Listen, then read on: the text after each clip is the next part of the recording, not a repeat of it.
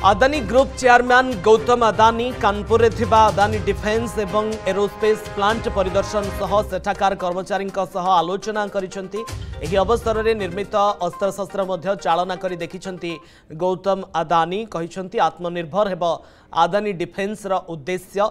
Aerospace complex रे बड़ calibre विशिष्ट गोला बारूद कॉम्प्लेक्स रो शिलान्यास करिसेंती, जहाकु नै सोशल मीडिया रे वीडियो शेयर करने सहित एक्स रे से लिखिसेंती प्रतिरक्षा क्षेत्र में भारत को आत्मनिर्भर करने पई अदानी टीम रो अविश्वसनीय सृष्टि एवं दृढ़ प्रतिबद्धता को देखि खुशी लागिला। आत्मनिर्भर भारत मिशन रे लागी रही अदानी ग्रुप, जार उद्देश्य मजबूत एवं आत्मनिर्भर भारत निर्माण में सहयोग करने। किछि दिन तले कंपनी पक्षरु एरो इंडिया 2025 रे डीआरडीओ सह मिलित भावे vehicle mounted counter drone system रो लॉन्च करिथिला। भारत में प्रथम थर पई एहाकु पीपीपी मोड रे निर्माण करा जाइछि।